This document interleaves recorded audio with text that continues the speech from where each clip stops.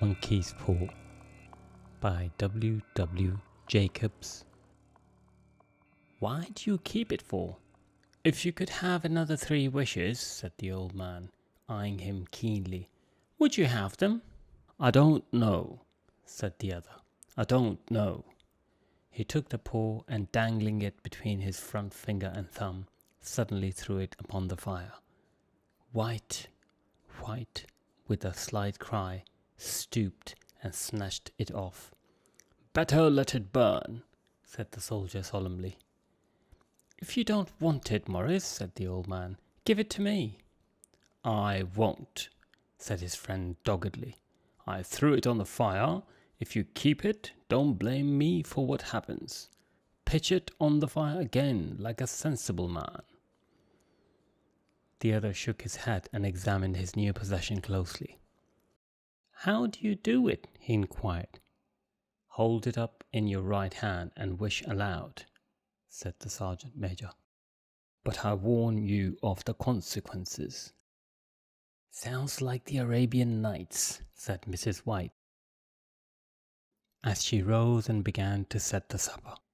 Don't you think you might wish for 4 pairs of hands for me? Her husband drew the talisman from his pocket, and then all 3 burst into laughter as the sergeant major, with that look of alarm on his face, caught him by the arm.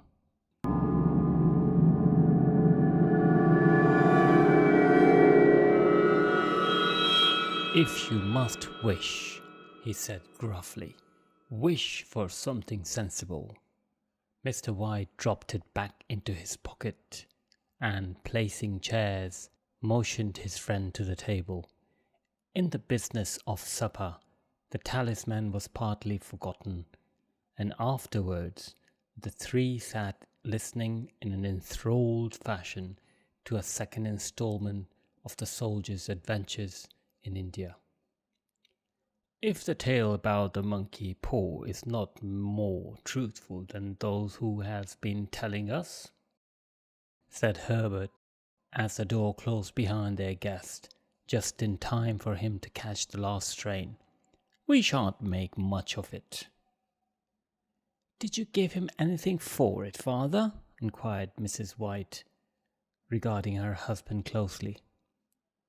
A trifle, said he, colouring slightly. He didn't want it, but I made him take it, and he pressed me again to throw it away. Likely, said Herbert, with pretended horror. Why? We're going to be rich and famous and happy. Wish to be an emperor, father, to begin with, then you can't be henpecked. He darted round the table, pursued by the maligned Mrs. White, armed with an antimacassar. Mr. White took the paw from his pocket and eyed it dubiously. I don't know what to wish for, and that's a fact, he said slowly. It seems to me I've got all I want. If you only cleared the house, you'd be quite happy, wouldn't you? Said Herbert with his hand on his shoulder. Well, wish for £200 then. That'll just do it. His father, smiling shamefacedly at his own credulity, held up the talisman, as his son, with solemn face somewhat marred by a wink at his mother, sat down at the piano and struck a few impressive chords. I wish for £200, said the old man distinctly. A fine crash from the piano greeted the words, interrupted by a shuddering cry from the old man. His wife and his son ran toward him. It moved, he cried with a glance of disgust at the object as it lay on the floor. As I wished it, it twisted in my hands like a snake.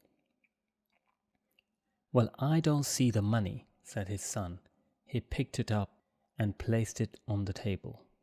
And I bet I never shall. It must have been your fancy, father, said his wife, regarding him anxiously. He shook his head. Never mind, though. There's no harm done. But it gave me a shock all the same. They sat by the fire again while the 2 men finished their pipes. Outside the wind was higher than ever, and the old man started nervously at the sound of a door banging upstairs.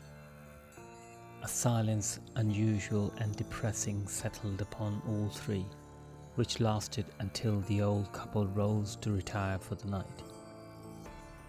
"I expect you'll find the cash tied up in a big bag in the middle of your bed," said Herbert as he bade them good night, "and something horrible squatting up on top of the wardrobe watching you as you pocket your ill-gotten gains." He sat alone in the darkness, gazing at the dying fire and seeing faces in it. The last face was so horrible and so simian that he gazed at it in amazement. It got so vivid that with a little uneasy laugh, he felt on the table for a glass containing a little water to throw over it.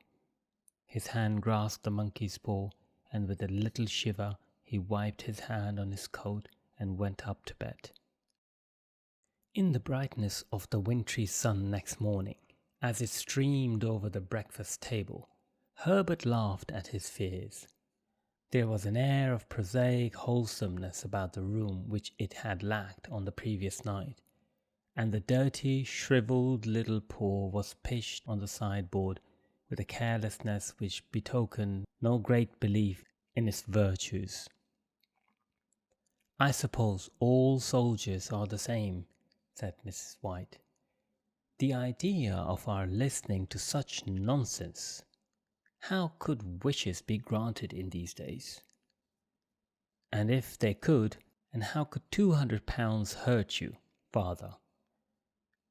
"Might drop on his head from the sky," said the frivolous Herbert.